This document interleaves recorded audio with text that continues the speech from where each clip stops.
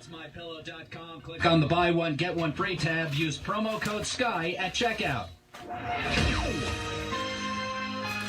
Here's an update from 1420 NBC Sports Radio Tri-Cities.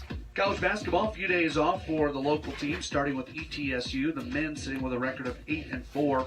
They'll be back in action coming up on Thursday when they take on Tusculum. The women back in action on Friday against North Greenville. The Tennessee men's basketball team, they are up to number 19 after they go 9-2 during their non-conference portion of the season. They will enjoy this entire week off. They don't play again until Saturday when they open up SEC play. They will travel to Arkansas for that game.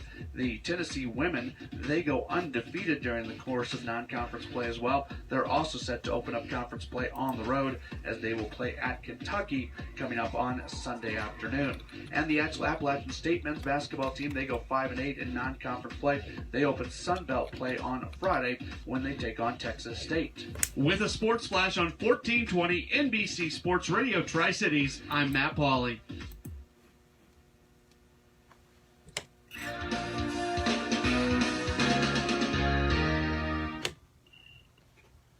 All right, I'm going to give you here, I've got a segment here before we go to Selena Summers talking about the Vols and what's going on. Yeah, began the show yesterday on Christmas. Yeah, we work Christmas.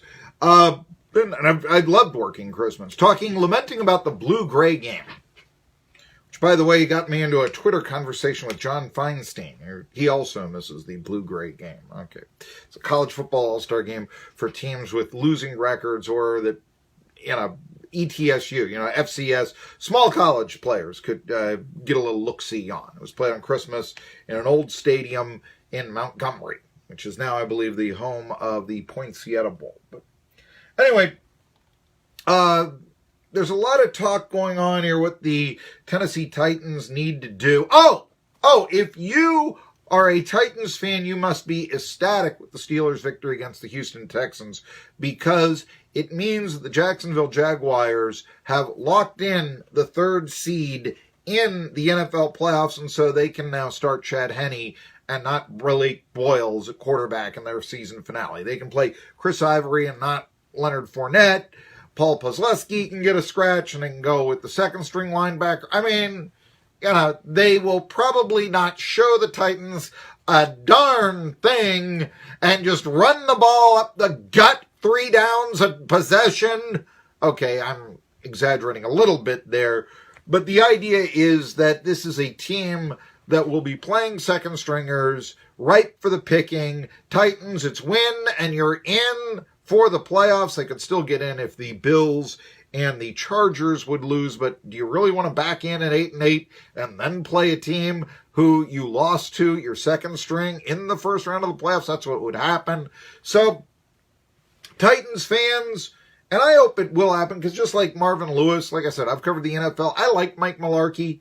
I did mention on the show, however, yesterday, that Mike Mularkey, in 2004, he was the coach of the Bills. The Steelers started all their second stringers. Tommy Maddox, not Ben Roethlisberger, was the quarterback. And guess what? The Steelers beat them in Buffalo, go 15-1. And the Bills have the, what do you call it? The indignity of being what is ranked statistically, the 2004 Bills, the best team of the 12-team postseason era in the NFL to not make the playoffs. 9-7. So statistically, that's what they say. Anyway, but could it be the last time the Titans make the playoffs out of Tennessee? Now, I'm going to give you an old story. It's about a month old. But supposedly, Oakland, Oakland's going to lose the Raiders to Las Vegas. Not a fan of it at all. I think it's a travesty. But the San Francisco Chronicle has reported that the executive director of the Oakland Alameda County Coliseum Authority has said that the NFL likes the Oakland market, which I do find surprising. I mean, it's sharing it with San Francisco. It's 2 teams in, I think, the 4th largest TV market. That's not, 2 teams in the 2nd largest like you had in Los Angeles. And they suggested the Titans or the Jaguars as potential replacement teams. Jaguars have long been on, Jacksonville, that's too small for the NFL. The Titans, though, and Nashville isn't a big market by NFL standards by any means, but that is a little surprising. But the thing is, the Titans have been so anonymous. And really, ever since Jeff Fisher and Steve McNair, they've been underachievers.